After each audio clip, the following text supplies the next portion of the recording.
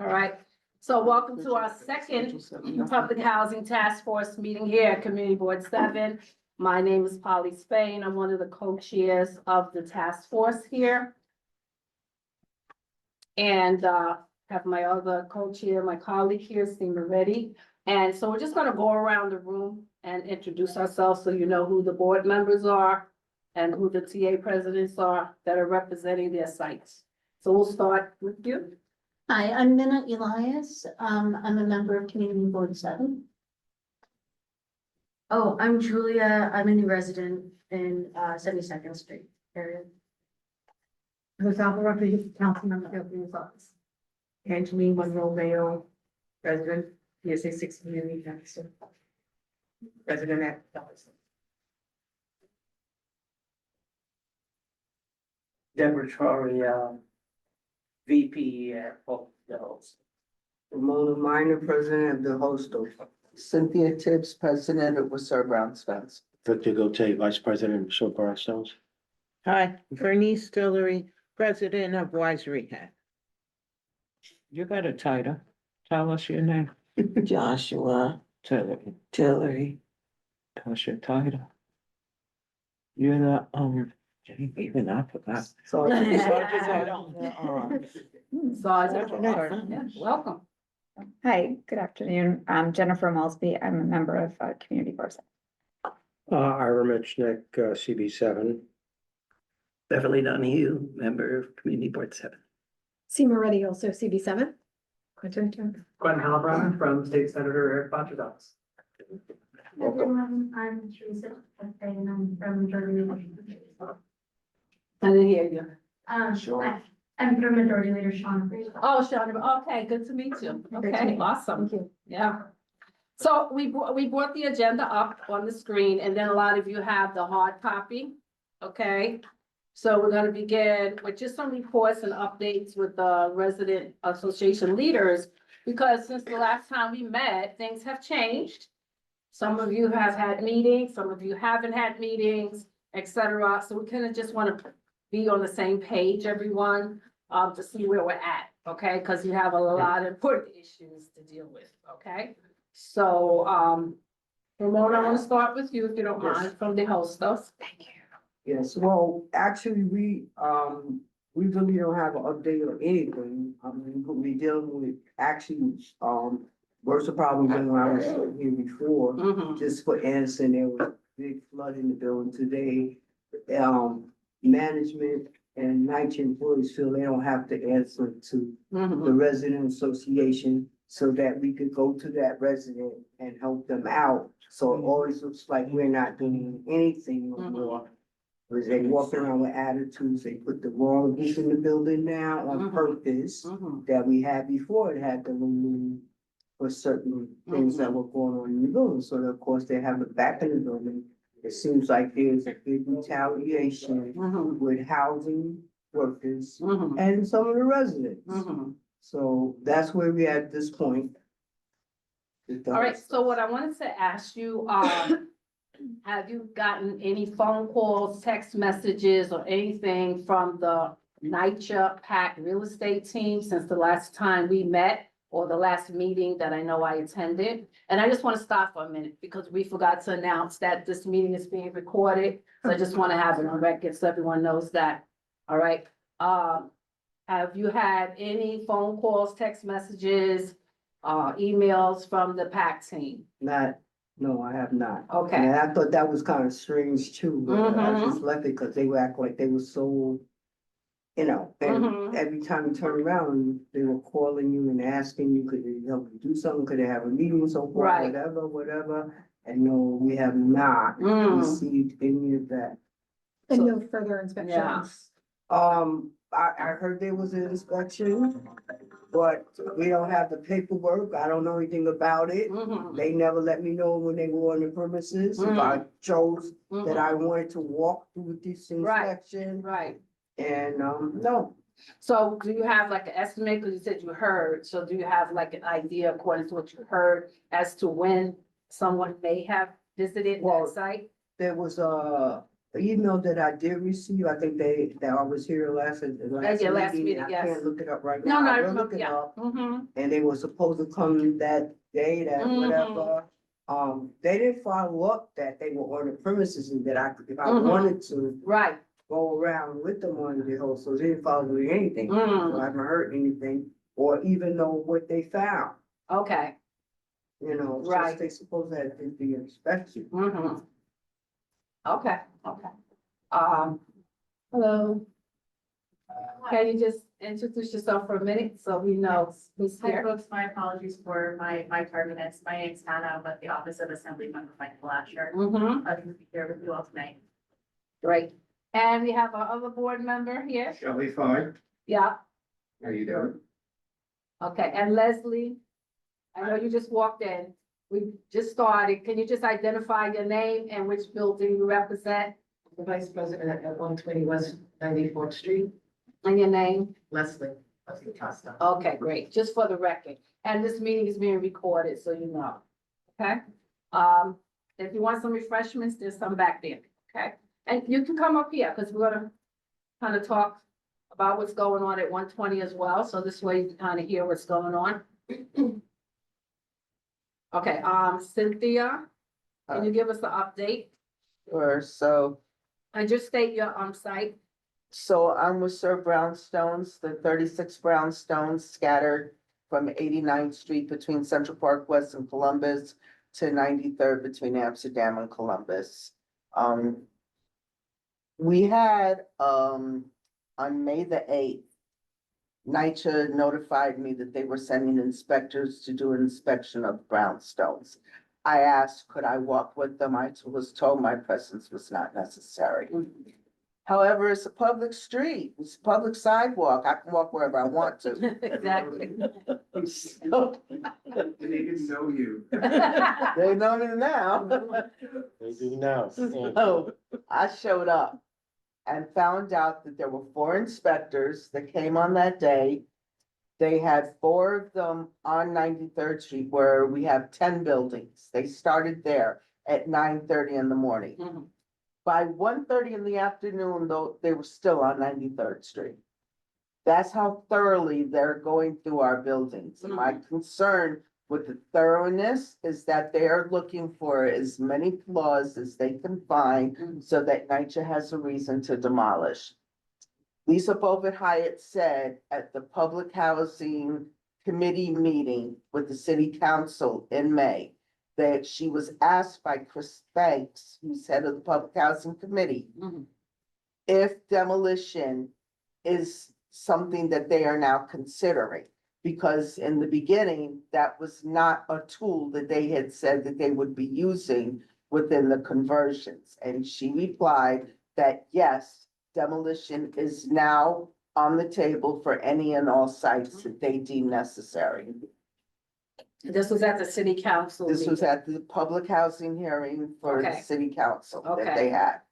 I watched the whole hearing, I was there, I testified against it. Mhm. So, and I asked for a moratorium to be put on this Good. until we could get a monitor in place, because NYCHA is not abiding by the rules that they are supposed to when it comes to this whole rad pack conversion to begin with. Can you go back to section 18? I think you mentioned It's a that. at section 18 is a Just- part Right. of the rad pack agreement that de Blasio made with them back in 2015, when they first decided that 62,000 units were gonna be put into the PACT program. Mhm. Section 18 is a part of any rad conversion through HUD, which says it gives any development the right to demolish. However, in New York, de Blasio and everyone stated that would not be used. Okay. Okay, there was a movie that came out called Raising Liberty Square. It was many years ago. And it talked about the demolition of Miami's Liberty Square development. It also talked about Cabrini Green and the abolishment, alienation of them. So they told us that would never happen here. She has now gone on the record to say that is a part of it. So when I have 4 inspectors that are on 93rd Street where there's 10 buildings for a span of 6 hours. Because from 9:30 to 3:30, they were on 96. When you're looking for that many floors, you're looking for reason to demolish. Which means NYCHA's gonna be asking for our landmarks, privileges to be removed. That, and I've been saying that from the beginning. Our All buildings, of the buildings landmark? yes, all of them, Oh, the brownstone. all the brownstones, not all the developments. All the brownstones are, we're over 100 years old, all of us are landmark status. Move the status, it gives them the right to knock us down. And NYCHA's goal, because I've lived and worked with them long enough, is to know that if they get their way, they will demolish all sites, put one super tall up, and the rest will be made into private brownstones or townhouses, as they call them now. But they will not be for us. So I stood out there, and then when they saw that they were there too long, they told two of the inspectors to go to 91st Street and start looking at some of the buildings there. Right. So in totality, from 9:30 in the morning until 4:30 in the afternoon, they only got through the 10 buildings on 93rd and 5 buildings on 91st Street, where I have 14 buildings. They only got through 5. And they ran out of time and said that they would have to reschedule to come back and continue their assessment at a later time. Okay. That has not happened yet. They have not gotten back to me as to when it would happen. That day, while I sat out there, Mhm. binoculars and all, they did not speak to me. They would not answer any questions. They would not tell me what group or partnership they were with. Okay. It was total silence from them. Mhm. They would not engage. It was like I was invisible. So fine, I just sat there like I was invisible, but I didn't leave. Stayed the whole time, and will continue to do that Mhm. once this racks up again.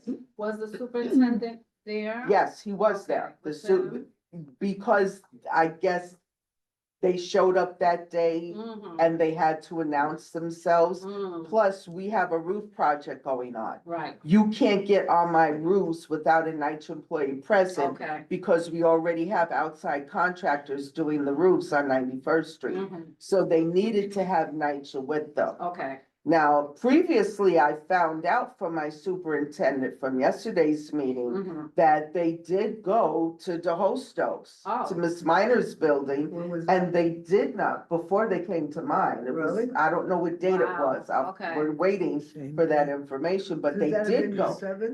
I don't know, hon. I'll find out, but either way, they did not go and announce themselves to NYCHA. Mm. NYCHA had no clue they were on the grounds. They found out from their workers that there were strangers walking around and were trying to gain entrance into the basement, Mm. and they were told they could not come in there without a NYCHA official with them, so Right. they were refused the basement. Mhm. So they basically walked the outside of your building perimeter because they would not go in and announce themselves. And because real estate has been told that they have to give us at least 72 hours notice that someone is coming to look at the buildings, evaluate them, inspect them, what have you. And that did not happen at your site.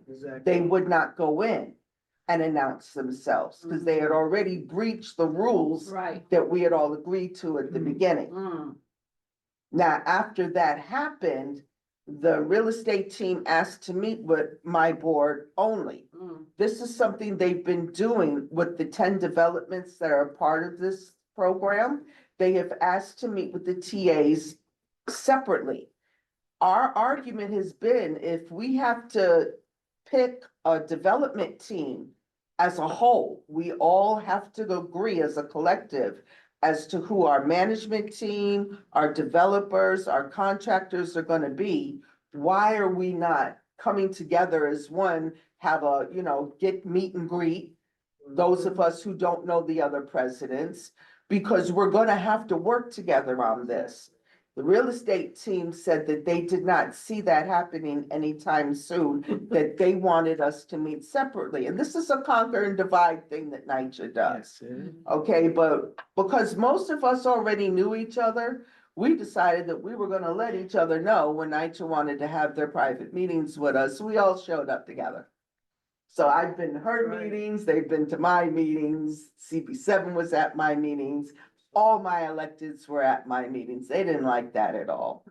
Because we found out that in Miss Tillery's Mhm. meeting, that they had stated, and Miss Mhm. Polly was there, they Yeah. had stated that leases needed to be signed Mhm. by September of this year. To which, when I brought that up at my meeting in front of everybody, they denied it. Exactly. And Miss Spain Yes. went back and forth with them because she was clearly there. She heard exactly what they said. But this is what the real estate team is known for doing. They'll say one thing 1 minute and then deny it the next minute. This has been going on since they started the conversions in the beginning with Ocean Bay. It is a series of lies that just benefit them. So now we have told them we wanted to see the copy of the lease that we were gonna have to sign. I demanded they bring the lease to us. What they brought us was an 18-page sample lease. Now, when I first came into NYCHA many decades ago, I signed a 3-page lease. I did not sign an 18-page lease. CB7 now has a copy of this lease. So you guys can go through it with a fine-tooth comb because some of the things that they're saying are not clear, such as some of our developments pay for utilities, some of the developments don't pay for utilities. That clause in itself needs to be looked at closely as to, are all of us gonna wind up paying for utilities now, or are none of us gonna wind up? How do you split that up if we're all under one umbrella now? If we're all gonna be assigned the same management team, how are half of us gonna wind up with a lease that says you don't pay utilities, and the other half of the developments have the same exact lease, but theirs says they have to pay? That there's gonna be an issue there. But again, because the other developments, some of them don't even have TAs, they have no representation. And usually where there's no representation, NYCHA makes the decision for them. However, in this bundle, because for some reason we're special, they've decided that they're now gonna form committees amongst residents that live in the buildings that don't have a formal TA. We have pushed back on that for a variety of reasons. Some of these buildings that don't have formal TAs have been given the opportunity multiple times to form a TA and they have chosen not to. To now say that these tenants get to suddenly be recognized as a committee and they will be sitting at a table with us making decisions, when for us to be recognized as a TA, we have to be vetted by NYCHA. Our rent must be paid on time, no criminal activities in the building, no criminal reports, no fighting with tenants, no fighting with management. There's a whole entourage of rules and regulations that come attached to our titles that regular residents don't have to abide by. And in some of these buildings that don't have regular any TAs is because they are monopolized by gangs. We have a big gang issue in some of these buildings as far as the drug activity and the sales of drugs that get done in some of these buildings. So to decide to put us in a room with people that could possibly be associated with the unknowns downstairs is putting our safety at risk. Because when we broached NYCHA on this, they told us that no, they weren't screening them. We have now insisted that anyone that they want to put in a room with us must be held to the same standards we are being held to. Otherwise, there's no reason to have them in the room with us. Some of the reasons these TAs don't have TAs is because former presidents there were threatened. Their families were threatened, their children were followed to school. There's a whole lot that went on behind these buildings that don't have TAs. So, yes, So that's something that we are gonna get to later in the Right. meeting, because I think the best thing to do there would be for us to agree on what that criteria should be, and then write the letter, email, something like that to the NYCHA folks. But in the meantime, with NYCHA, because real estate doesn't think they have to talk to us about what they're doing, I found out that real estate actually had a meeting with one of these buildings and already started having conversations with residents about joining this committee without telling them that they would have to be screened. And because they didn't, I prefer not to say, but because this is a public meeting and we don't No, need that's that fine. I was disclosed. curious about whether it was Robbins Plaza because that's a Rob- senior. Robbins Plaza doesn't have a TA. And But- they are a senior. They are. Building. They are. And I may be wrong, but part of the reason may be just turnover of Yeah. age and that's. Yeah. Something. But that is one of, That's it, and that was the only reason for my. Got it. Okay, but the issue we have with that is that real estate, without notifying us, has already started meeting with some of these buildings with no TAs to vet people. And I have nothing against seniors. I doubt I'm gonna find a gang member in a senior building. So, okay, so that was not the one I'm concerned with. But at the end of the day, I asked them, I said, I understand you went to so-and-so building and you had a meeting already. Oh, yeah, we did. Well, why wasn't that information given to the rest of us? We don't have to give it to you. This is the real estate's attitude with what they don't have to tell us. So the information we find out, believe me, I'm finding out from other people that I live with, my neighbors. I'm walking out there, I'm very visible. So this is how I find stuff out, because the real estate team is not going to be transparent with us. CB7, along with the electeds, have asked them to let them know when they will be meeting with different developments. They have not done that at all. They did not let anybody at this table know when my meeting was gonna be held with my board until I shot out an email blast and said, come on, come all. And y'all came, thank you. And I'm glad. But this I'm is glad how we that have you're- to do Yeah, I'm things. glad you're like bringing everybody up to speed, because most of what you're sharing with us happened at your meeting Mhm. with the real estate team from NYCHA. And I'm gonna say to everyone here, it's very important to show up to meetings for each other, because that's how we can get information. Because the communication channel is limited and basically being shut down on a need-to-know basis. And I know that myself, Stima, we showed up at every meeting in Rosalba as well, and the electeds, and I want to commend them on that. Because we realize that unfortunately, this is how we have to find out what's going on when bits and pieces and things are changing from day to day and week to week, okay? And so just sitting here, like I know Tillery now, you're kind of more abreast of what happened at her meeting, you understand? And then also Leslie from 120, she has not had any meetings with the real estate team, to my knowledge. Have you had it? Okay, so I'm glad you showed up so that you could understand where we're at right now and how serious this is, okay, for all of us. And so we do have to share information, talk to each other, you understand? And that's why I asked, did anyone get any emails, text messages, phone calls since we last met, right? So I'm gonna move over now to Tillery from 54. Wise Rehab. Yeah. Thank you, ladies. Mhm. And you're right. To keep us apart, then the left hand doesn't know what the right hand is doing. And if we don't have someone outside of our TA to witness, Mhm. they'll move the goalposts. They'll say they didn't say it. You gotta write it down, almost record them. Mhm. And then still they have the ability or the right to change things. I believe it was May 18th. I got a call from the superintendent that they were already at my building on the fire escapes. I live on the second floor. By the time I got to the front of the building, they were in the backyard. It was 4 of them Mhm. because I was on the phone with him and I could hear them. And it was quick. They were looking at the facade and possibly, as Alba said, the structure of the back of the building. Important, but not priority number 1 for us, I live in a 5-story tenement building. 40 apartments, 45 apartments.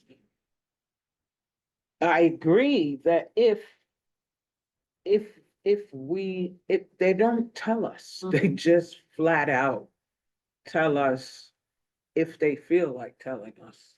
I haven't gotten any call or emails lately, but they did come to our tenant association meeting in April. Right. And sometimes it feels like just to spy on us, like Mhm. they're not even working with us because they change so rapidly and so often. I can't get comfortable with feeling like you're working with us. Sometimes it really does to me. Feels like you're spying on me, and then you're gonna take the information and change it to suit you and not us. And that's an awful feeling. Some days, well, no, I won't say that yet because I don't know yet, but 18-page lease. It's 45 apartments in my building. I would say 20 of them are seniors. Mhm. I'm a senior, but they're more senior than me. No senior and their kids and grandkids don't live around. Who's gonna do these leases with these seniors? That's daunting because I do with them sometimes. I ask them if they need help with their annual reviews. Some of them say yes, most of them say no. What are they gonna do with an 18-page lease? Mhm. I didn't even know enough to ask for one when we had our TA meeting in April Mhm, when yeah. they came, but because of the ladies, I have access to getting a copy Mhm. from them, Right, not from the PACT grad right, the team. team, right. Not at all, Mhm. not at all. Sometimes it feels like, again, Mhm. and I'm reiterating it because, like, what is that? The Venus flytrap or Mhm. something? Come, the Yeah, yeah, spider yeah, said to the yeah. fly, Right, you know, exactly, come. yeah, yeah. Can I ask you for this, is your building landmarked? Because It you're, is. okay, so we need It to is. know that as Yeah. well. Mhm. Cause I know your building's think they're right in between historic Columbus districts. and. Yeah, Huh? yes. this They're is in the historic district. districts, Right, that's which what I is thought. different than Yeah, landmark yeah. status. But I just Yes. wanted that on record because Yeah. I know about the brownstones, but I just want to confirm. They're in historic districts. Right, But okay. it And I actually confirmed with has, Adam, actually. it has the Um, status as well. Yeah, but in a historic district, and they would come to LPC, you know, Mhm. in any, just as a matter of Right, course, in the same way that exactly. other historic Mhm, districts mhm, for a recommendation, but unlike, for example, church, like Mhm. Park West Church, Right, that has an exactly. official, it is a. It's not an individual landmark. It's Yeah. different. It's different. It doesn't mean it's not a Oh, historic so you're saying district. it's not just the building, it's because the it's in the district. district. We have a lot of, Okay. yes, so it is a little different. It's still important. It's still an important point. It's still a value to speak Still their about. protection. But it's not But a hard brownstones, line. do they fall in that category? No. Yes. Historic district. Yeah. In yeah, historic? district. It's The historic, brownstones that Cynthia's historic talking about? district. Yes. Okay, good, that's what. I Not wanted. in, not the big status that we are used to talking about the church and other things that Right. have been, you know. But they are part of it. But they're But it part of is, the yeah. historic Yes. district. Oh, Historic okay. And you know, district. I've been That's good to know. watching a lot of what they do on YouTube. Mhm. There's only 3 Really? in the night that It's- Adam said. Okay, And they're good, thank you. Williamsburg, Harlem, Okay. and up in The East Upper Village West that Side. are actually. Okay, I mean, individual landmarks. Or that are landmark status Yeah. is different. Historic district, we have a lot of that in our district. Yeah. Oh, yeah, okay. That are all valuable and important, you, but different. I just Yeah. wanna find out, I wanted to ask you to kind of speak about, cause one of your residents brought up the fact about having to move out of his apartment because at your meeting with the PACT team, that's when they first brought up saying that what we're doing now is saying everybody has to move out of their apartments while the work is being done. And your resident brought up the fact that they didn't do that in the Bronx. So, and that, from the time of your meeting, every other meeting that I've attended, they keep reiterating the fact that everyone has to move out of the building. Yeah, since your meeting, I've been at the Brownstones meeting, you know, and they said the same thing, and so that's why I'm definitely concerned when I heard that. It wasn't like it's an option anymore, it's like they're saying it's kind of mandatory, okay? Wow. Cause at your meeting, they said only if there were asbestos. Okay, but now the narrative has changed. And all of the big meetings we had with them this year, it was moved to another building in the development. Right. Or a vacant apartment, Mhm. if there's one in your building. Mhm.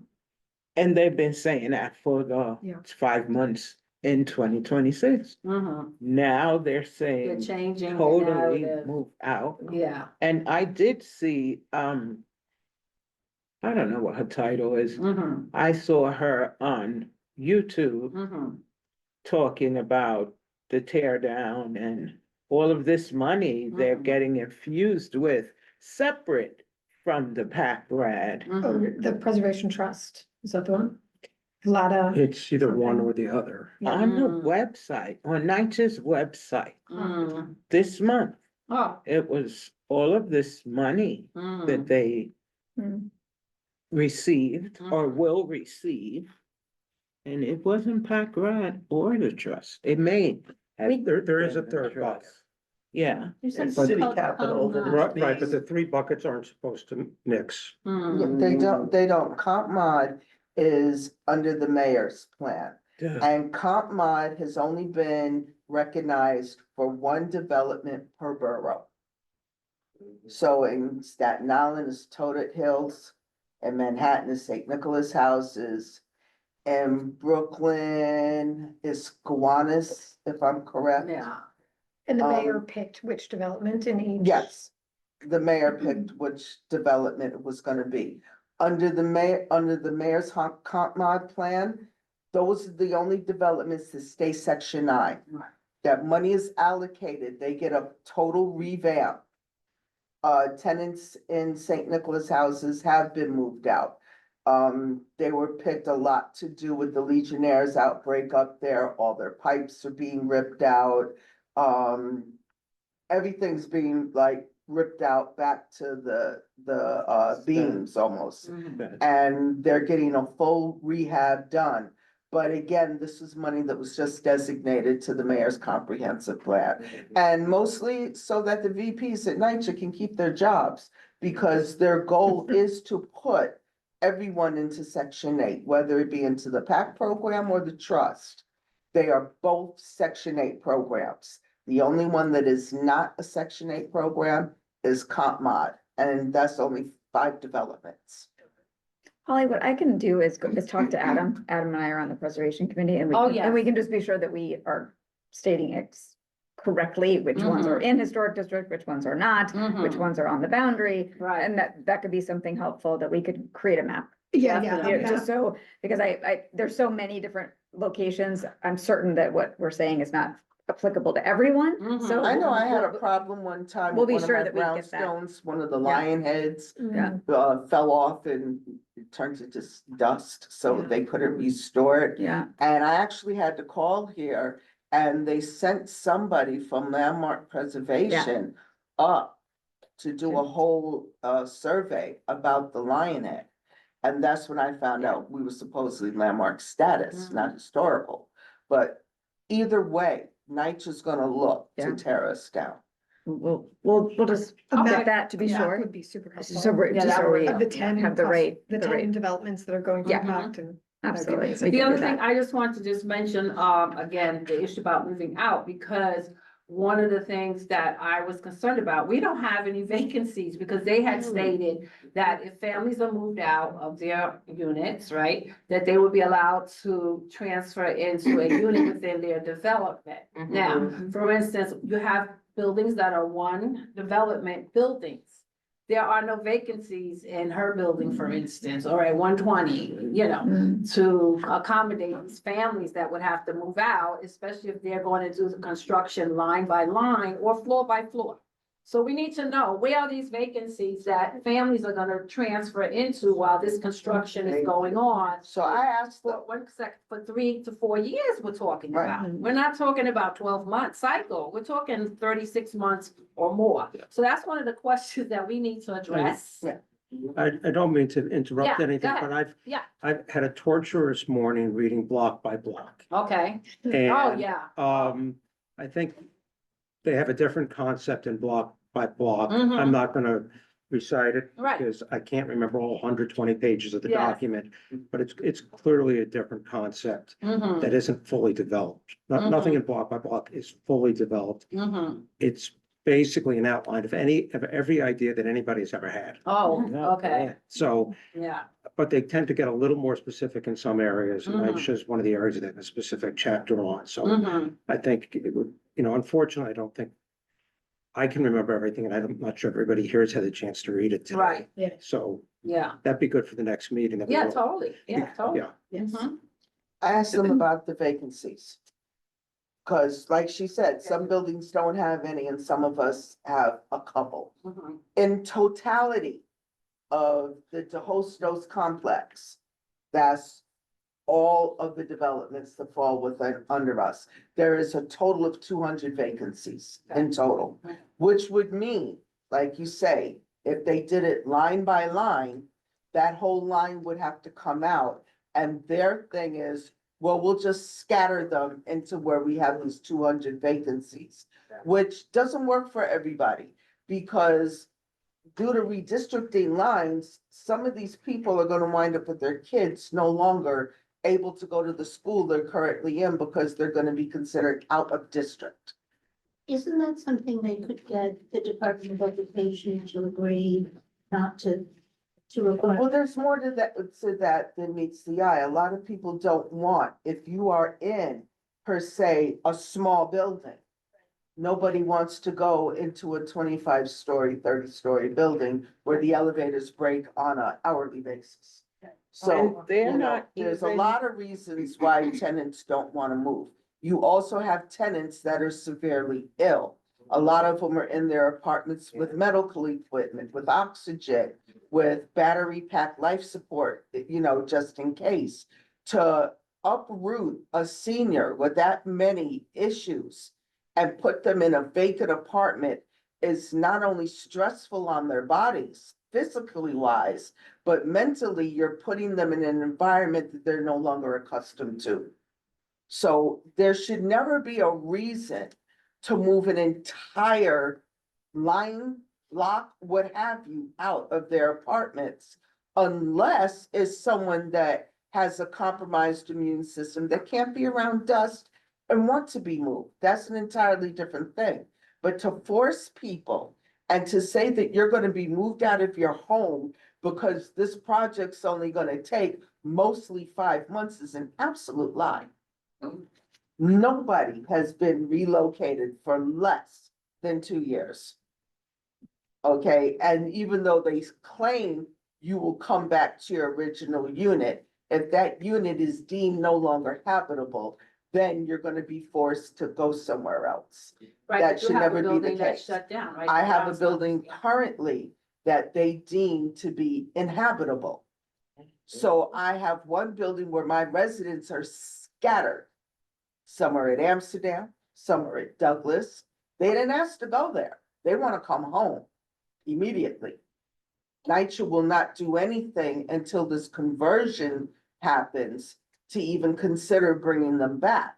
And then if they decide that the brownstones are in that much of a disrepair that it would cost too much to do us, they're never coming back home. And then what happens to the rest of us? So how many people are displaced from that building? In that building alone, it was just 7 families. Because we had 2 vacancies already. The top people in the top floor are still in there. They have gotten a lawyer, they have refused to leave. It all had to do with the fact that they said that the building got too hot. It overheated. Well, we got a new boiler system now, so that's been resolved. Then they said that the staircase is pulling away from the wall. Well, guess what? Them 2 have been up there now for almost 2 years, because this happened 2 years ago. And absolutely no work has transpired in that building since they moved these 2 people out, these others out. We have evidence right there.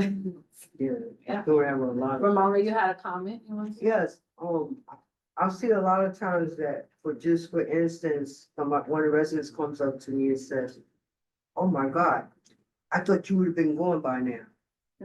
It kind of stuck with me. Where am I going? Right. Where am I running to? Mhm, Okay, I'm not a sellout, so what I'm running for. mhm, And that seems to be a problem. It makes me think though mhm, about something. Mm. Because the work is not being done with a lot of the night shift, employees, which they don't care and they're very rude. They don't care. They're not doing the work. They don't care. mhm.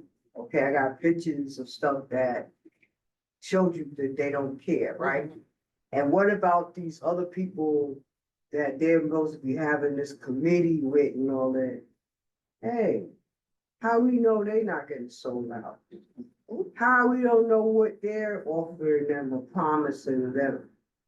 And they're fighting against us trying to get this together. Mhm. How do we know? Because what makes you think that I'm a sellout because I'm a president? Every president is not a sellout. Mhm. So where am I running to? And we have a problem with that too. This one, I sent you an email earlier today I saw that. about a night to vacancy meeting that's happening on the 29th. And it's a Zoom, so that will give us some information about all of that we're talking about tonight. Is Nigel the one that is hosting the meeting? I got this from city council, Okay, city budget working group, okay.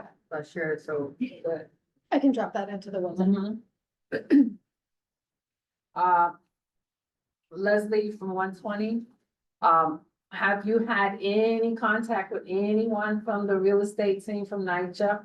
None. Okay, because it's my understanding, because I've been to meetings that were considered like PACT red meetings with each of the TA presidents. And so because there has not been any communication with 120, a meeting has to happen because we don't know if any assessments have been done at 120 as far as inspections by engineers, because everybody else, I can't speak about 589 or 74. But every TA president here has already went through that process where an assessment has been done at their sites. And I did ask about 120. I said, has 120 been evaluated and assessed when I was at the Brownstone meeting? Right now, they said no. But because you're the vice president and Yvette's the president, you know, someone has to reach out to them to find out this information. You understand? Because you guys are the official representatives for the. They don't communicate with me. Okay, I'm the vice president. right, so exactly. They don't communicate. They haven't, right, okay. So that's the next step that needs to happen for 120. We have to find out, did they do a evaluation and assessment with the engineers at 120 West 94, And Yvette is going to have a meeting the week of the 10th. the 10th of June? June. Okay, yeah. She told me it's been changed. With the real estate team? No. With the real No, estate, just with the residents. She changed the date. Hold on, I'll tell you the date she gave me, Leslie. She gave me June 18th. right, and the reason why I'm bringing that up is because when I was at the meeting with the Brownstone team, they basically said that by June, they're anticipating having a report on the assessments that were done at each location. But if nothing's been done at 120, there will be no information to share. So that's why it's important for someone from the board to reach out to PAC Rad and ask, you know, has there been any kind of assessment? Or you can ask the superintendent, maybe he knows. You know, Angel is his name, right? Maybe he knows, okay? So that's why I'm glad that you came, so you could hear what's going on, where we're at right now, how important it is to have a meeting. So that this way we can move forward with a plan, basically, for 120. And unfortunately, no one is here from Douglas West of Broadway, though I did reach out to them. And also, 74, I don't know who to communicate with at 74 at all. So we need to find out, you know, if an assessment has been done at 589, and also the Dome site. We don't know if an assessment has been done at those sites as well. We only know about And 1, Robbins 2, as well. 3, and Robbins, right? Only 3 buildings to our knowledge, a team has gone out to. So even if they have these report sessions in June, we only have 3 that we are aware of, so we don't know about the other 7. So we need to request that information. We have one hand online. Should we go there? Yeah, definitely. Lon, do you want to? Yeah, hi, thanks for promoting me there. I just had a quick question about the leases. There was a comment about leases now being 18 pages instead of 3 pages. I was curious, do we know how much of that is the city mandated and state mandated disclosures versus actual leases? Because I think even in private leases at this point, not with NYCHA, what you end up getting is like a 2-page lease and then 100 pages that the city requires be included alongside the lease with things like lead disclosures and mold disclosures and other things. So I'm not saying it's okay to make the leases longer. As a private owner, I hate the fact that I literally hand people 150 pages to look at because they don't look at it. But it might be that, you know, in the last 20 years or whatever it is since you last signed the lease, it may be that we're just looking at like legally required things like, did you know you can ask for covers for your knobs and that your windows should be able to open and all this other like know your rights stuff that unfortunately isn't optional. So I would whomever has those sample leases, I would suggest going back and looking at that. And if you'd like a hand, I'm happy to, but I just, my guess is that most of that is not, you know, new lease terms, but rather city mandated requirements. Got it. That's helpful. We have copies of the sample lease, but to be honest, we haven't yet dug into them. So that is a next step for us. But isn't it Well, if you need to handle anything, please reach out. Thank you. Okay. Thank you very That's much. great. isn't it a Fantastic. combination of the section 8 portion along with the lease? They're very possible as well, because they have their own documents. It is a section 8 lease and it's a big form with like 2 pages that are specific to each tenant and the rest of it is all applicable to everybody. So for instance, it'll say your name, your address, your My unit, personal your info. rent, all that, exactly. So that's the extent to which it's customized, but they said otherwise it is boilerplate for everybody. So we should take a look at it. Should we move on to the planning committee questions? Yeah, I don't know, do we have down here elected officials and, Oh, yeah. Rosalba, do you have any comments or feedback? No, I think was the Yeah. order of that NYCHA meeting happening on May 29th. Okay, I'll make sure that folks can attend to about vacancies. yeah, And next steps, I'm gonna see what's gonna happen and outreach at grassroots and everything we discussed in the first meeting, okay, like how that's gonna get in motion. yeah, and then Hannah? Yeah. So we're at the ready to request any information once we have the sense of what we want to request for the resident engagement groups. Or any follow-up for the inspection. As soon as we have a list of information that we need from NYCHA, we're here as the elected officials to go ahead and send those requests over, so we're at the ready. And the representatives from Shauna Graham's office? Hi, Ren, this is the first meeting, that I've attended for CD7, so thank Mhm. you for having me. But yeah, we're here to support in any way. There's anything to ask that you'd like me to bring over to the office and have a good. And the gentleman, are you from representative? I'm Manhattan Borough President's Office. Awesome, Oh, your name? Niles Robertson. Hi, I'm Niles. just filling in for Salai Bashadad. Oh, okay, She's great. off for Eid today, she's celebrating, Ah, so. that's right. We had terrible timing with the meeting. Sorry. Yeah, no, it's all good. Yeah. Yeah, but I'm pretty sure, you know, we definitely have our support as well with the, we have several other, NYCHA apartments going through, Rat Pack as well uptown, so just wanted to. Exactly, yeah. In Manhattan, yeah, with so many locations and Robbins Plaza as well. Yeah. So. Thank you for that. Yeah, thank you for coming. And our other representative here from. Hey, Q from Eric Botcher's office. Echo what they said, we're at the ready, and also, session is winding down. Eric is gonna start being in district as opposed to being in Albany all the time. Right. And he loves being really hands-on. So, you know, truly don't have the tape, sure. As, you know, things move along this summer, he'll wanna be wherever he can be in person. So, Okay, hope you guys see a lot. that's great. That is a daunting task. He does his thing. Oh, my One thing I did reach out to the mayor's office, Mhm. and I'm trying to get that person, so it's in the works.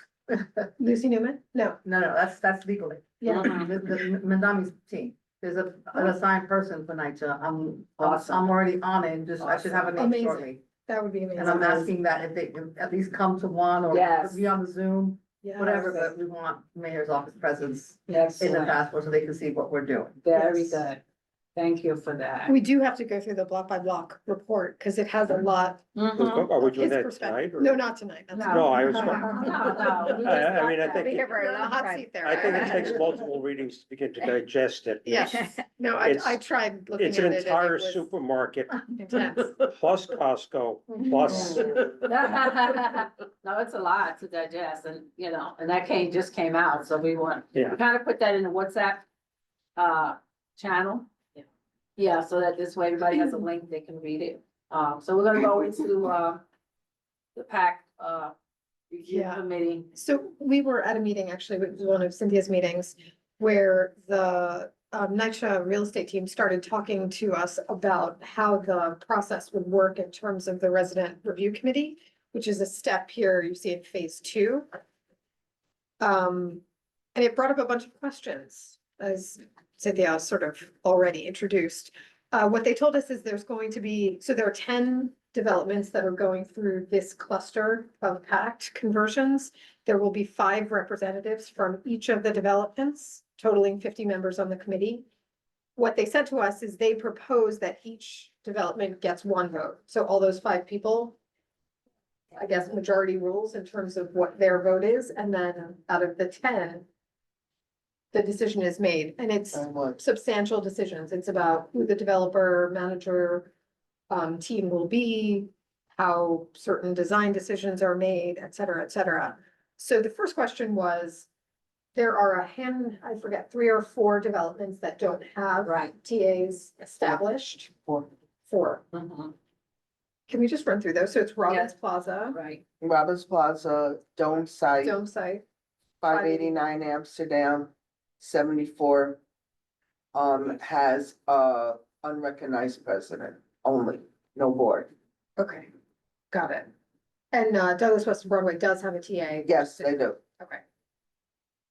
Got it. So the question was, is there criteria that we want to tell NYCHA needs to be sort of put in place for anybody invited to join this review committee? Some of the ideas that were floated were the resident council They- election yeah. eligibility criteria, which is some of the things you talked about. Another thing I found online was there's a proposed resident association code of conduct. Yep. Maybe that's something that every member agrees to sign onto, which basically says you're going to work in the best interest of the community, not yourself. Conflicts of interest need to be raised, et cetera, et cetera. In addition to all of the, you need to be in good standing, head of household, all of those kind of things. Are there other criteria that we want to tell NYCHA? Well, they need to follow the entire code for resident associations. Because all of that is in there. When we got on, we had to sign a code of conduct. We had to sign an attendance. We had to sign that everyone in our apartment is on the lease. Right. All of that they have to adhere to. That's why we've asked them, you can't put people in the room with us and not adhere them to the same issues and agreements that we've had to make with them. Do you have a copy of that? Sure. Because what I found online seems very minimal. I'll send you a copy of mine. Yeah, so this is all that was online. And the code of conduct that I found was also just a proposed one. It wasn't one that was currently in effect, so. But you are aware of a code of conduct Mhm. existing that Absolutely. isn't. Absolutely. When we get sworn in, we have to swear to abide by all these rules.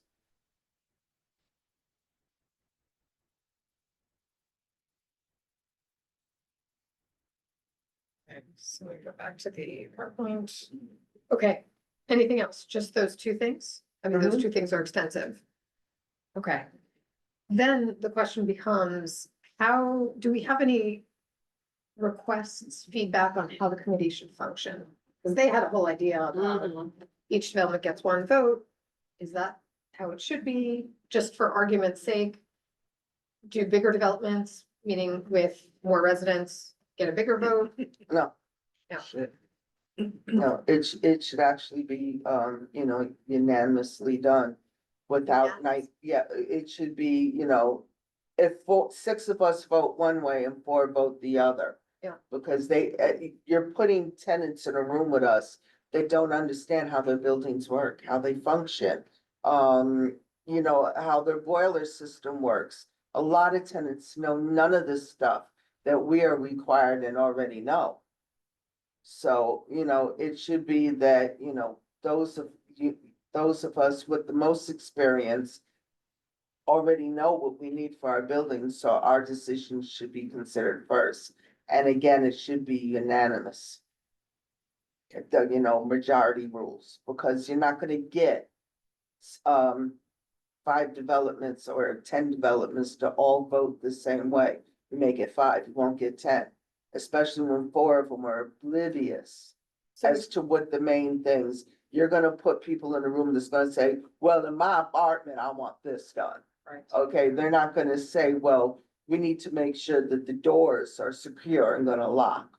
Or we have to make sure that the mailboxes aren't obscured, that if a person goes behind a podium or a post, that they get attacked because there's no vision. Yeah. Or a security mirror there. These are the things tenants aren't gonna understand.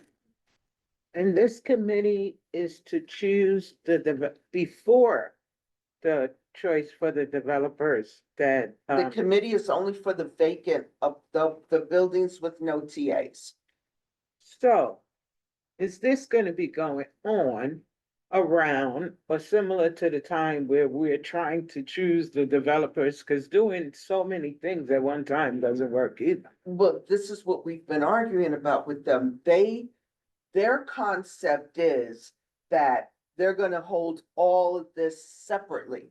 That they're gonna choose 4 committees for the vacant buildings. And those committees will just meet individually amongst themselves. And then we will meet individually instead of as a whole. And my argument to them is, you cannot get 10 developments to see the same vision if you won't put us in the room together. We must be in the room together. You think it would be in their interest to have people? Their interest is to get this bundle done so they can get their cut of the money and be done with us.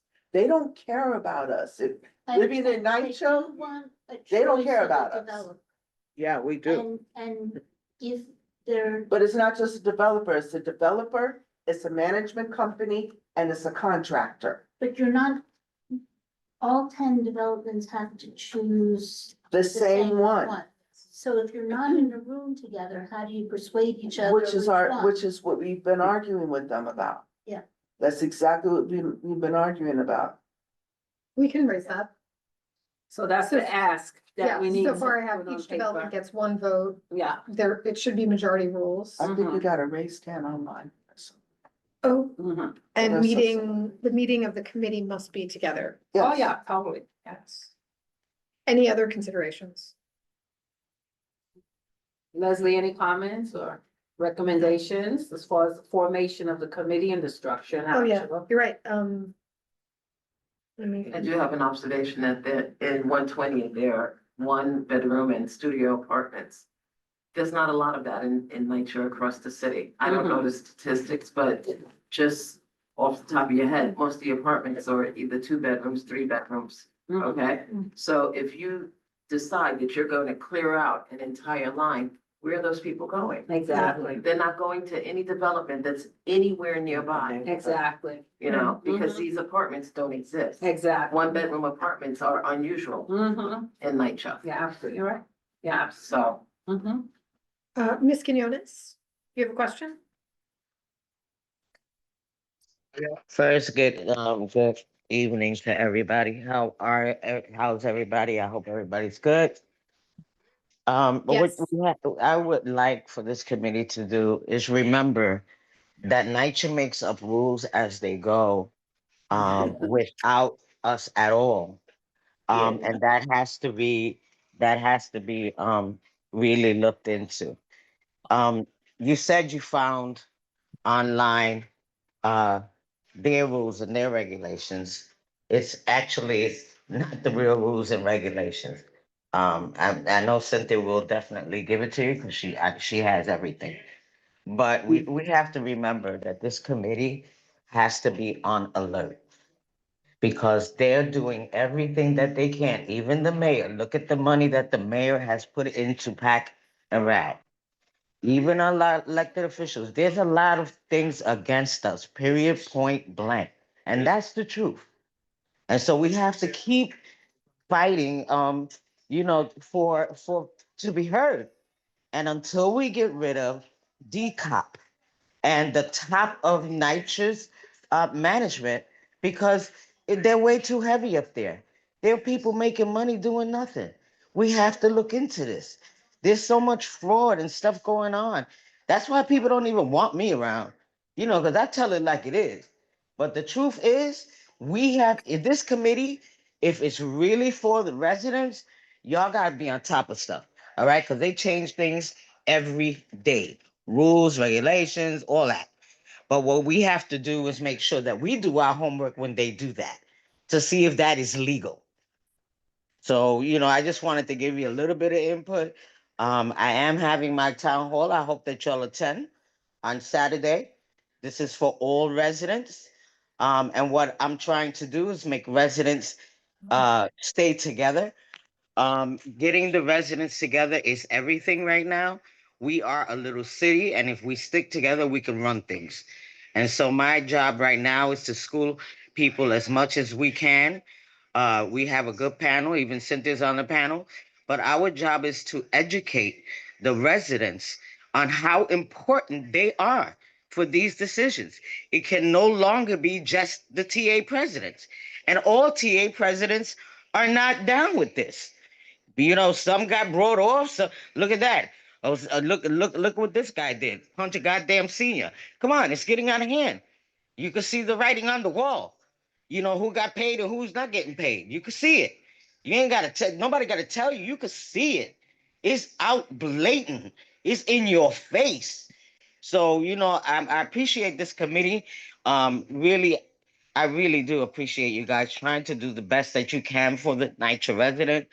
Um, but just be on the lookout, baby. Everything I'm writing, check it out. All right, because they make up their own rules as they go. Again, I appreciate it. And thanks for the time here. And I hope to be at the next one. Thank you. And Ms. Quinones, what time is your town hall on Saturday? This week, My town hall starts at 3:00 3 o'clock. When, this weekend? at the Yes. Children's Aid.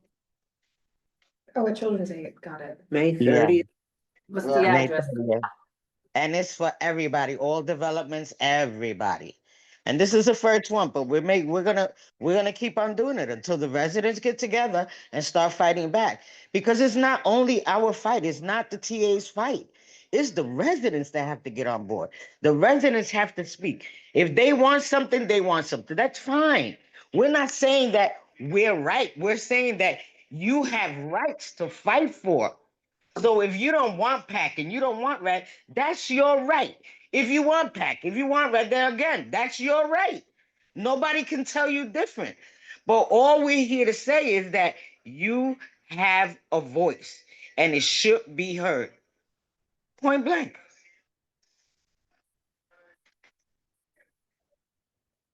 Thank you, Carl. I'm gone. I'm through. Thank you for your time, sweetie. Thank you. What's the address of the Children's Society? It's, I'll send you a flyer. Okay. it's at 104th and Columbus. The 104th. On It's Columbus. right on the Yeah. corner. It's around the corner, yeah. Well, it's important, again, we're sharing information here. With the formation of the planning committee, what was brought up at Cynthia's meeting is, again, those sites that don't have a legitimate resident association, they're saying they want to form a planning committee, so they just differentiate the name, okay? And so that's why they're saying that they need that because one person out of those five, we don't know if they even recruited people yet. We know that there were a couple of buildings that they said they recruited 2 people.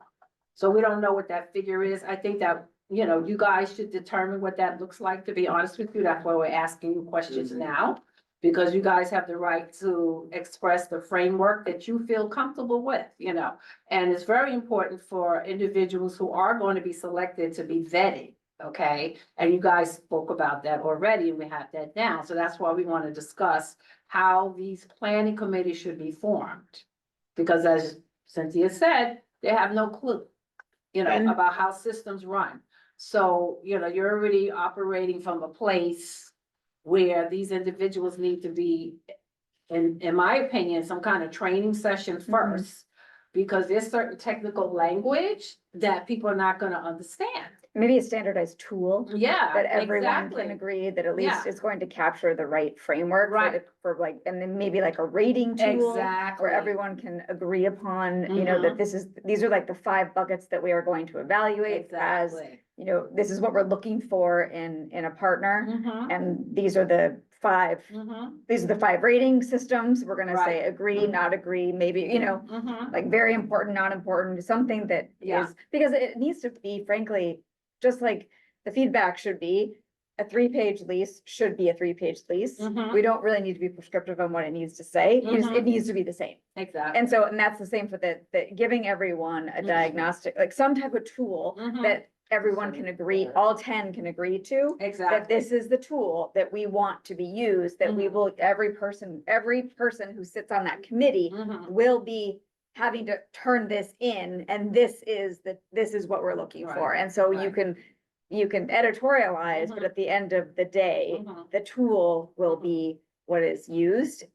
Whether it's the final arbiter is up, is for discussion, but at least it's going to lead a discussion Mhm. about the 5 buckets, whether Right. it's, you know, how many meetings this partner is willing to offer Exactly. you.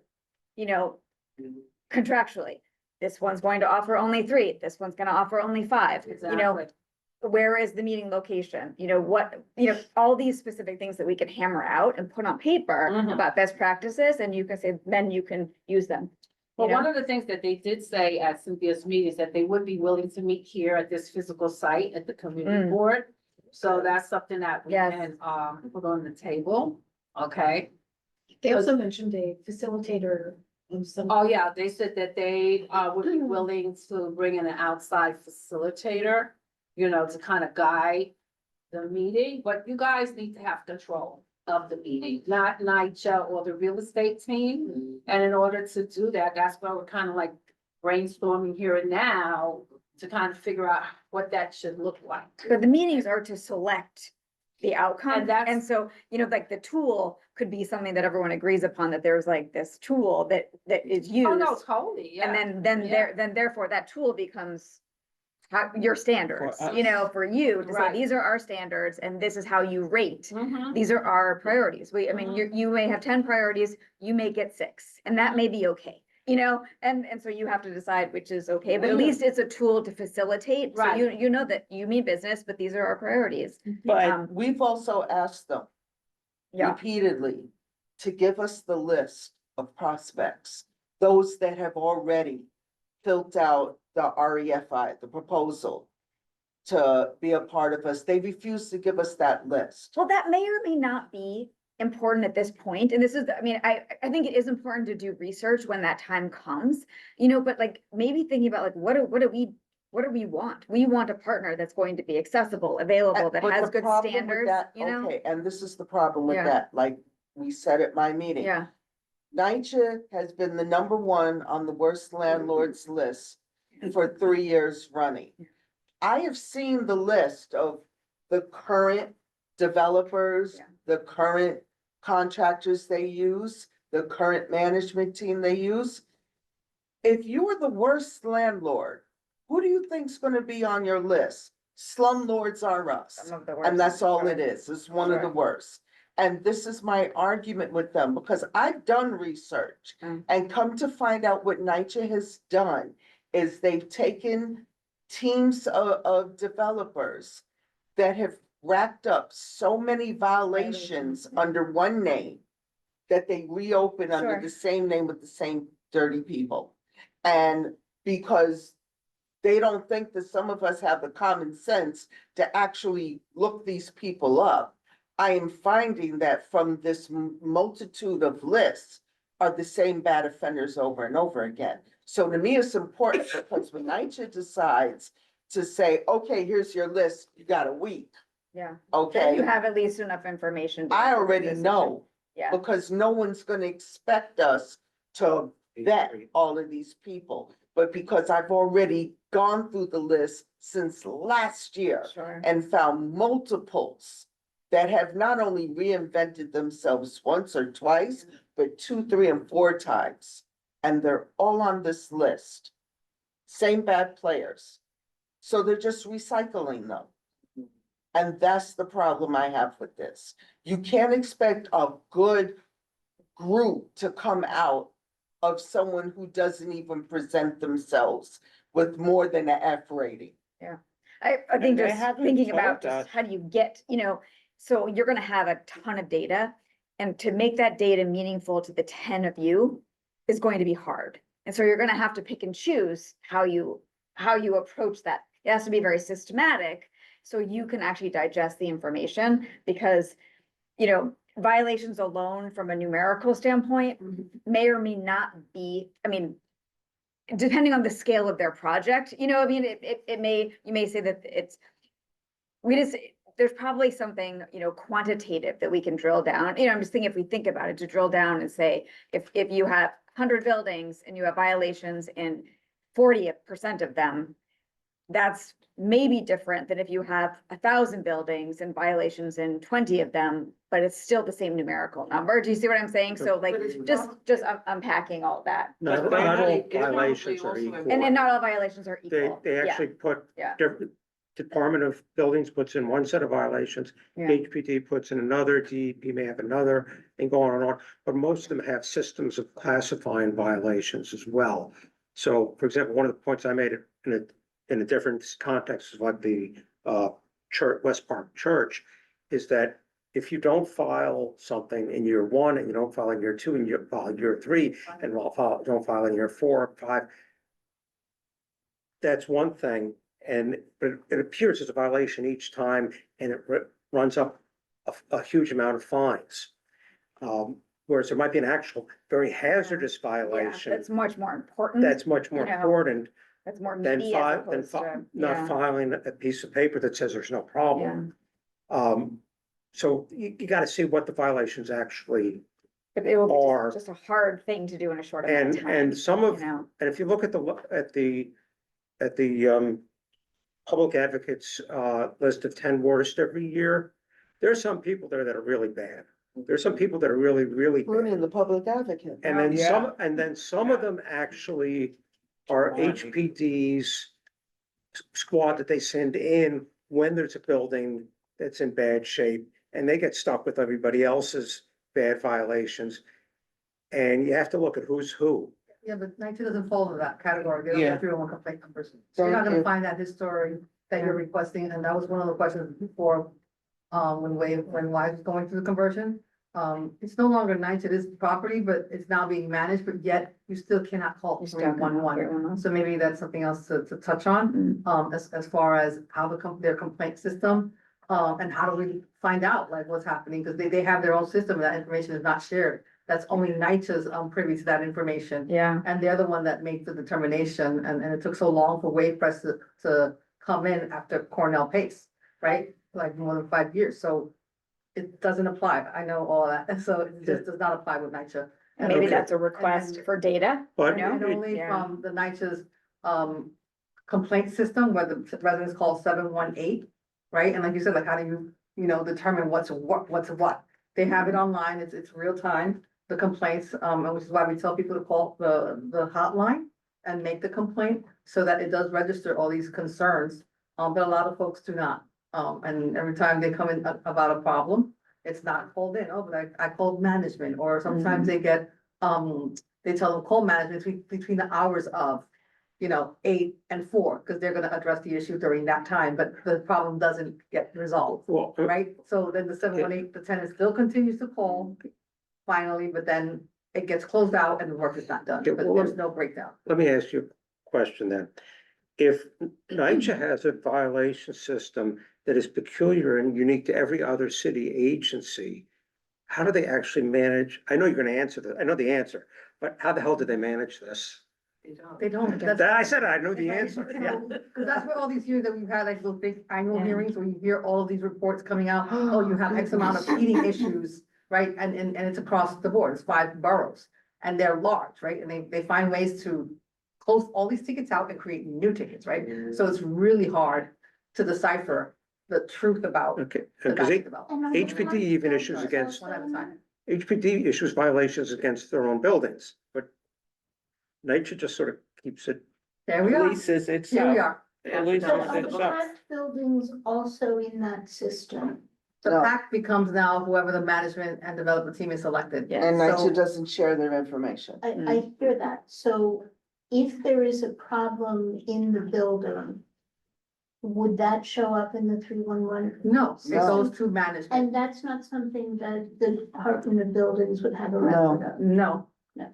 They have their own reporting system. Leslie had a comment that you wanted to make. Sorry. I was just basically saying that I think the comment had been forgot the term that was used, whatever is found wrong. And I think it's not simply that something is wrong, but is it a quality of life issue? Some problems are more important than other problems. Right. Not every bad red mark is Right. fatal. Same. Some, actually will affect your life and long-term, but if you have companies that are reinventing themselves, just to go out so they can continue their behavior, that's an issue right there, that maybe they should be taken off the list just to start with. We want and see, I just don't want us to get away with the planning piece because, right now, you guys who are sitting here, you live in different type of building structures. So for instance, for you, Sylvia, I'm gonna ask you, if you're sitting down with a developer, you have to know what question to ask that developer that's gonna impact your site, okay? So your question may be different from Ramona's, who's. But we could still use a standard. Exactly, and that's what I'm asking you. I'm gonna ask you right now, off the top of your head, what would be the most important question for you, for your building, thinking in terms of your building site? What would you ask the questions developer?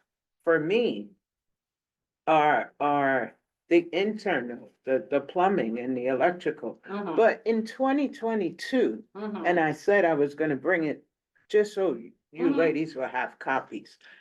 Developers actually came out to our building Right. and they sat in our board meeting and Mhm, they came with their resumes. Mhm. This was just 3 years ago, mhm. 2022, 4 years ago. Right, But they came with their resumes and it was 2 separate guys. And it Mhm. seems those were the only 2 choices. Mhm. So rather they have a list or not, they are these pick. Mhm. You can't choose from the 10 or the Mhm. 20 or the 5. They brought to us Mhm. these 2. And those gentlemen were serious. Mhm. And the board didn't know because they had spoke to the former president. Mhm, mhm. And so when we got, it wasn't until I was sitting in the meeting that I knew what Right, the hell exactly. was going on. Yeah. Why are these gentlemen here with Mhm. Simon? Mhm. And we shot them down. Mhm. So people, we do have different experiences and Mhm. different thinking because you don't know Mhm. if they're only giving you 2 choices and Mhm. you've got a week Sure. to choose from these 2 choices. And they have other things going on simultaneously. Mhm. That's been my experience in 2025, Mhm. in 2026. Mhm. This is going on over here at Goddard, that town hall and that town hall, and the mayor's gonna have a town hall on June fifth Mhm, and one on May 30th. mhm, And another one at Goddard, and there's so much going on, mhm. even with my degrees to keep up, really. Yeah, I'm present, but am I processing? Mhm. And I got him. Right. No, and the reason why I asked you is because in terms of your site, you only have one elevator. You said you had seniors.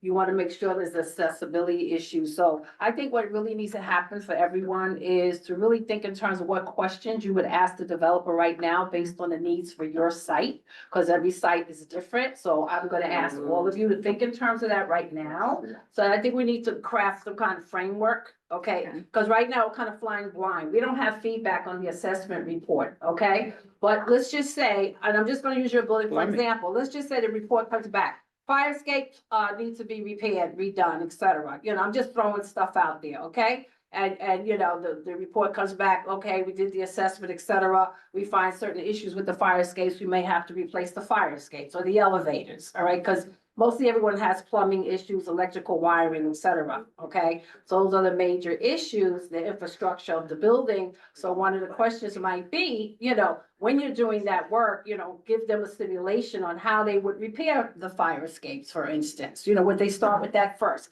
How long would that take? How many people would be involved in that situation? How would the residents be impacted? Because we have the environmental issues to deal with. So these are the kind of questions that you need to ask these developers, because it'll be more than one. Remember, there's gonna be more than one developer that you guys have to interview. So you need to know what questions to ask these developers based on your site. Like your tower building, yours is completely different from her building. So you need to think in terms, and I don't know, maybe to sit down with, you know, one of us, like, because I know, Ira, you have some background knowledge and, you know, just to know the language and the terminology that you're gonna be listening to, you're gonna have to understand that, because you don't wanna sit down with them and not know what type of terminology to use, okay, and what kind of questions. You wanna have that ahead of time, okay? So that's what I'm thinking in terms of the planning, you know? Yeah. So each of you start thinking about that for your site, because every site is different. My understanding is that they're supposed to give you somebody to assist you in that.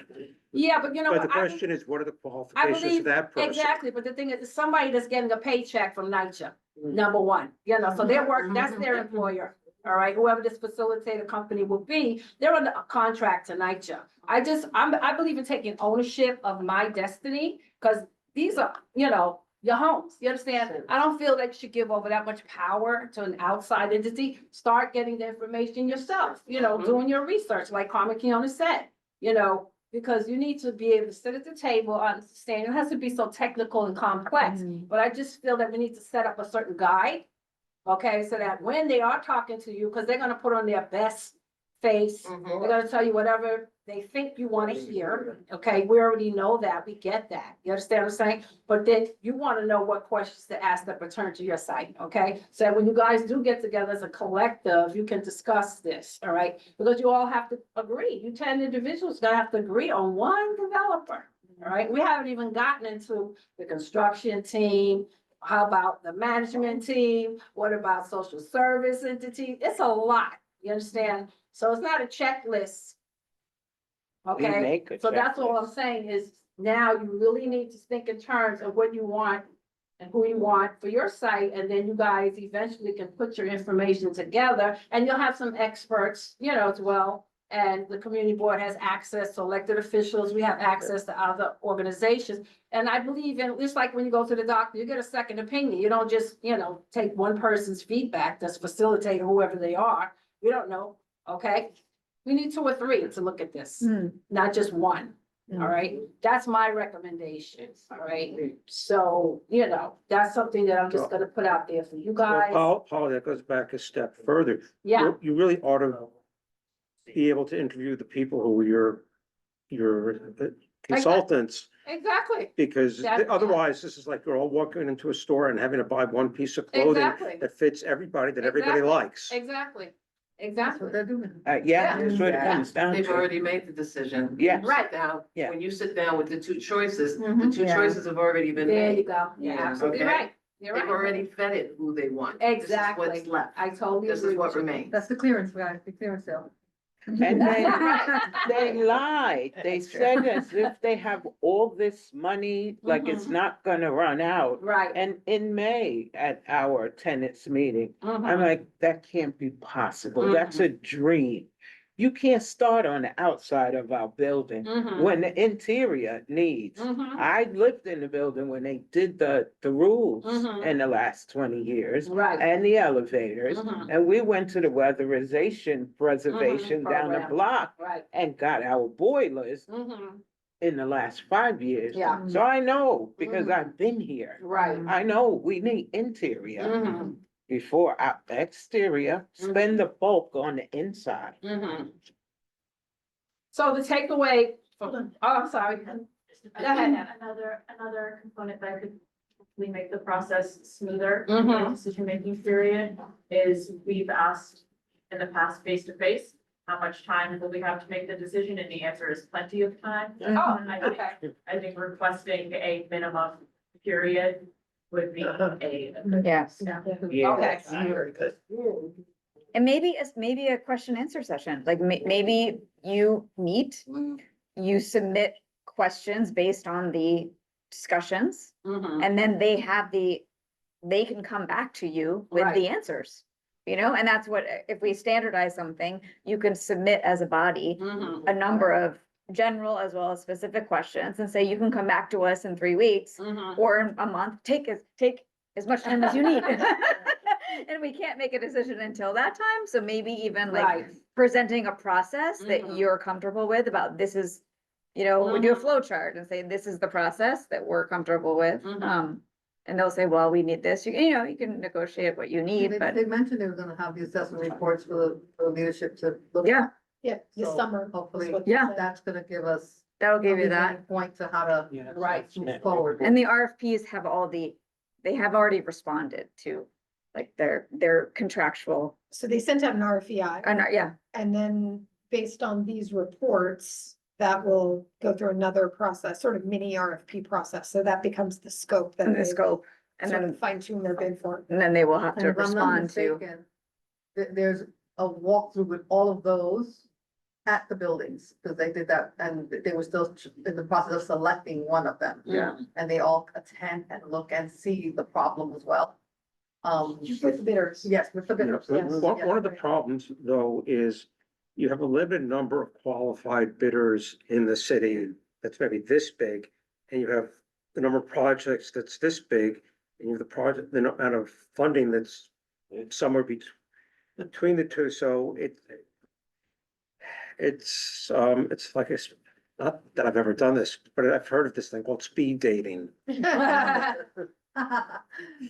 Well, I got 3 kids, You know can how that expect goes. the same folks Yeah. applying, Mhm. right? Yes. And I think if the leadership is aware of those same groups, like who, you should know, right? Like, Mhm. maybe there's a separate meeting about all the developer names that you consider and do a pros and cons. Mhm. Sure. So you're aware of Exactly. what's gonna come Yeah. at you, and then when those names pop up again, you're gonna be Sure. like, no, no, no. And then, Right. narrow it down to your best possible candidate, because it's not easy. No. And that's sad, because it's like you gotta pick the word. The best of the worst. Yes.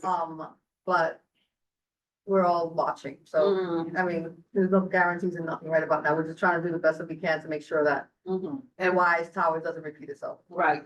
Yes. Is And there what's the- somebody they can consult with that will help them identify what might be red flags? Like, what questions should you ask in order to identify? That's supposed to be part of the process. I don't know if that piece of the process actually They exists said or they're how doing well it's, that now. or how well it's been working. But Yeah. who is that person who's going to advise them? I mean, I would want to go to housing, rights groups and get them to give us a list of the questions that would be. Yeah, that's a great important. idea. Yes. idea. Yes. What Aren't the sort of- attorneys, there are one or two attorneys that's available Mhm. that works with NYCHA Mhm. from, Legal aid. yeah, and NILAG, Mhm. Yes, Did we but reach out to they've, Lucy yet? I haven't talked to her, but I Okay. will, yeah. Leslie had her hand up earlier. This might be out of order, but Mhm. at different points in the process, have a third party evaluate how well the process is going. Because Yeah. if we leave NYCHA in charge of, evaluating themselves, they're not good at that. Mhm. You know what I'm saying? So Exactly. if you have a third party, Mhm. when you go to this meeting, they're presenting you with 2 or 3 different people. Mhm. These are 2 or 3 of their faulty people. Exactly. No offense to NYCHA, but Right. it's true, Mhm. it's Yeah. 2 or 3 of their faulty people. Mhm. So anything you get from that is still going to be more of the same. Exactly. But if you have a third party, let's say this process is broken up into 4 parts, Mhm. I don't know, valuation, Right. construction, Right. whatever it might be, Mhm. And after each certain part, before we move on to the next section with Exactly. more BS, Mhm. okay, why don't we evaluate how we did with the first section? Mhm. And we have to have a passing grade, Exactly. okay? We have to reach a certain amount of approval rating Mhm. before we can move on. If not, we gotta go back and fix this, That makes sense. which would motivate them to Mhm. do better quality control. Exactly. I like what you said. You get what I'm That's- saying? That's part of the process, so we'll put that Yeah, down. there's another side of the I already process asked for too, that, though. These remember? people are all I know you being, asked for a monitor, yeah. I asked yeah. for a third-party monitor from Right. beginning to end Mhm. to follow us the entire length. Mhm. Yeah, well, we're Yeah, putting this down. Yeah, but because Gail it's said asked. she was gonna work on getting it, Mhm. cause Yeah. I said we needed a third party from Mhm. beginning to end. Mhm. That has nothing to do with NYCHA, Right. that has nothing to do with the contractors, Mhm. that is independent. So No we have a conflict lot of here, interest. so I think we should put together something from the notes that we have, Yes. so we can kind of, but I think we need to begin definitely with the communication issues, not Yes. informing the TA presidents and associations, ahead of time, not the Mhm. day of, when it comes to walkthroughs, just to kind of set up a communication system, Right. because it's not there right now. How about when we put together a draft? Yeah. Circulate it to everyone. You Right. can add your comments, Mm-hmm, make changes, Yeah. and then we'll aim to send it out in Mhm. maybe next week. yeah. In terms of next meeting, so just listening to the conversation, here are some of the topics that we talked about that could be a good topic for next meeting. Landmarks. Mhm. What protections does it afford us? Maybe a presentation, maybe we bring in Landmark Mhm. West in addition to the work that you can do for us. Leases / Lucy Newman. I think there's a big chunk around lessons learned, and maybe that's talking to, like, having a sit down with Weiss, maybe Chelsea Fulton, how did their process work? What can we learn from it? What would they advise us to do better, differently? Chris Banks, Oh, yeah, totally. he came out, I think I dropped it in the WhatsApp, but he came out with a comment in reaction to the block by block report. But he's the chair of the Public Housing Committee at City Council. We talked about NYCHA, maybe having. Brian Honan, we said we wanted to invite I him, just looked at the government housing- installations. Block by block. I just looked at the housing, New York City Council housing website, it had a different name. there are several There are a couple. of things different going on at ones. the same time. Chris There's Banks third, is another head of public initiative that housing. is, Public housing, that's probably one. Ah. Okay, I looked at housing. And then there's some point at which we should look at the NYCHA section of the block by block report, talk about it. Just from a policy level, obviously we have a lot more nitty gritty stuff to do. Mhm. What jumps out is, what's the most important thing for us to do next, for our next meeting?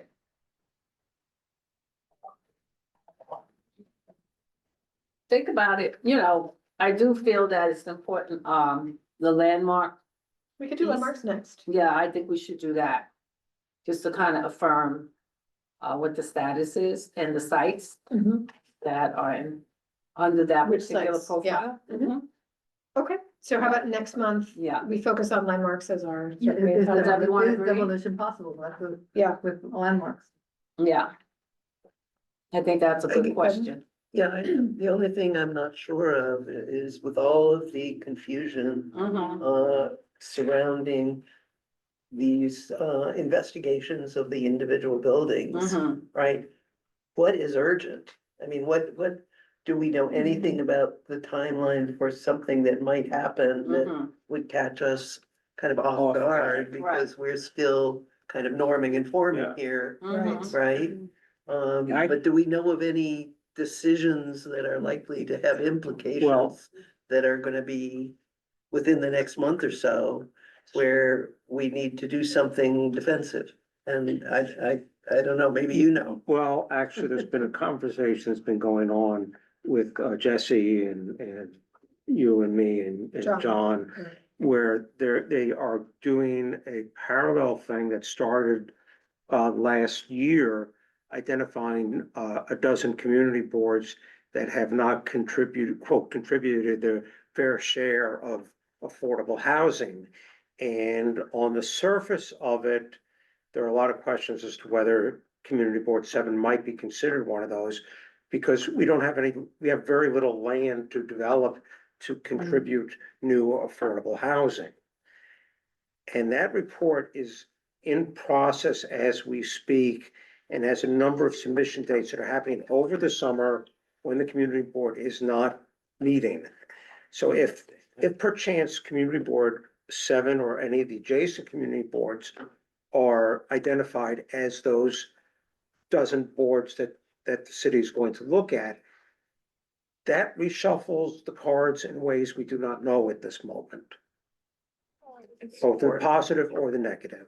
Does that mean we get more funding? Does that mean we lose schools? We're already been told very clearly we're losing a library. So Ira, are you saying that For a while. some of these could be part of a fast track process? Is that? No, where you're fast going? track is a different thing. Okay, This is the, you're talking about the. yeah, fast track is already on the books and moving. But And it's part of the on 12 you, though, And this isn't going to you. it's not. This is So it not a could be ULAR process. faster This is, track. I mean, for example, we have, well, Shelley's not here, but he's the biggest producer of affordable units. And it's not as much as a lot of other areas, but they are trying to say it's a different stream. And we have the schedule of how that's proceeding. So we don't really know yet what they're really looking at us to do. Well, But one for of the example, this goes back to things like, and it's been put on the table before by NYCHA, just so we remember this, the Douglas House's parking But lots. what been on I'm the trying table to get before. ready to say to you is that's why Carmen is also having Okay. this meeting on this weekend, because the parking lots are now up to being put into the infill. They've been suggested. By There's who? a By list by NYCHA? NYCHA, yes. But they were Whoa, is suggested, that a number news? of things like that were suggested at the end of Bloomberg. Right. Bloomberg did a huge report and identified sites. But those mostly didn't happen. None of them happened. The RDA. But once again, there's this other report that's being put together now. And once again, if you read, and nobody's had the time, I barely had the time to read block by block, he's making the mayor and the deputy mayor are making a commitment to build housing at a rate that we have not seen in most of our lifetimes. Well, since Koch. Koch did rehab, he didn't build new. Well, that's true. So we're He had all we're that in looking rent at housing what private. happened in the early, But you had. early to mid-60s. And these are the numbers that are being put out there. This is why they're resurrecting the infill. But can we go back to what you said, the community boards are gonna be selected? I know Manhattan Borough President meets with the community boards, right? So maybe that would be the place to put that on the table to find out, you know, especially if it's happening on sometime and no one's aware. This is supposed to come out to the council, I think, in a report on January 27th. What I'm talking about is a report that comes out at the end of August. The identification of the 12 lowest comes out Right, that's, January 27th. well, But this that's, is the timeline that you're talking about. right, this is the timeline where we live. And actually, I This went to briefing just the, happened. You went to the I public went briefing to, one. I went to the public briefing, I listened to this sitting in a rest area on I-95. And I tried to make a point with the presenter that this is all happening in the summer. When people. This is when the community boards are not around, the community boards are not meeting. A lot of people may not be in town, they may be traveling, they may not be thinking about this stuff. It's really nice that this is happening. I'm being sarcastic, but it's unfortunate this is happening and these important decisions are being made while nobody's watching. And that's what they do Yeah. when they don't want you to be. Well, yes, exactly. Yes, I agree. They have the meetings, I know, for Gary Civil Borough, and we have meetings, so maybe before the summer's out, right? Putting it on the table and notifying about this, if the CVs are out, like how are you gonna get informed, right? So just putting it on the table so I the mean, borough we- president's aware and finding some way somehow. All right, we have Get that. someone from the borough president's office. We need Zoom. Well, we have our, borough service cabinet on Friday, Mm-hmm. 2 days, so. Thank you. Y'all, yeah, I would, you know, the district managers and, you know, the. To bring this up. Yep. Okay. 1,000%. I mean, we were thinking of having a meeting or two over the summer to try Yeah, to but you begin. have to have it on the address this. table at the meeting at the district cabinet meeting. Absolutely. No, But absolutely. there's also the meeting that our chair goes to later in the month. Right. Right. Borough Board happened for us last week, so. Oh, it did? Yeah. Oh, all right. But there's no June? There's a June? There is one, there's another one. Okay, too. so the June Borough Board would also be a key date that, Alex Bell could. But I would say if you want to Represent. just be a little bit more proactive. Friday. Friday. Friday. Yeah, when I raised this calendar, It's monthly. Yeah. This happens monthly, they have a schedule. Oh, yeah. okay, when I raised this calendar online with HPD, they said, oh, that's interesting. Yeah, the community boards can make the same kind of comments anybody else can make. What else do you want? But we're actually not one person. We are a large and group trying to represent everybody in the community and we also That's what I'm saying. look at what bleeds over into the next Yeah. districts in each direction. So, you know, what is this? We get, I don't know what office hours are. Mhm. Yeah, good question. No idea. Yeah. But I mean, the comment period is just August, you know? Yeah, And so who's here in August? I mean, there's a lot of information No to one's be in. shared, yeah. No one's- So we really, if we have comments, Yeah. we sort of need to get it in the beginning of August, otherwise the final report is The released in only one for September. people. So time's up. and their comment, the HPD's comment was, oh, this is all inside of the of the rules that have been put forth of this. I don't know whether this is in the legislation or in the or the program established by the mayor or whatever, but it's certainly, if you ask me, it looks like it's meant to minimize any kind of community input by anyone who has any That's what they interest. do. This is exactly what happened with the Charter Review Commission, Because basically, Yeah. exactly during the infill? summer. So Because what's infill? Because they've already, and it's been blocked up with real gates and the fabric so you can't see through the gate. But that huge parking lot on Columbus between 100 and 104 on the right-hand side, on the uptown, no, downtown, because the buses come downtown. Yeah, on the left side, it's been closed off. And I said to Cynthia, and she said, well, they're doing Carmen's windows or the roof. And I'm like, well, who blocks off the parking lot to do the roof or to do the windows? It's been blocked off like they're going to build a building there. Never mind what you see, just listen to what we're telling you. It's been, you don't even know what infield One is. thing that they seem to be moving forward on is the selecting the committees at the different developments. Which means that the letter that you're working on needs to happen soon, Yeah, right? ideally goes out next week. Yeah. Okay. So we'll try to get a draft out to everyone, hopefully by Friday, maybe, Friday over the weekend, and then people can come. So everyone, yeah, look at the WhatsApp. Also, Especially please. since they met with 589 and we don't know what's happening that don't. Exactly. So for all we know, they met with them too, Mm-hmm. because like they said, they don't have to tell. And then come up with the questions. Yeah, so we come up with some questions for your sites.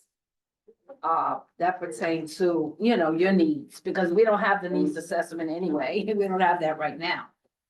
So that I'm gonna be curious as to what they're, going to, they can put in our, Everybody's getting a mouthful. So, does anyone have any comments or anything else that they'd like to bring up while we're here? Shall we adjourn? Okay, so then we'll adjourn. Thank you everyone for coming. Thank you, everyone. Okay. Thank you. Same here. Oh, transportation. What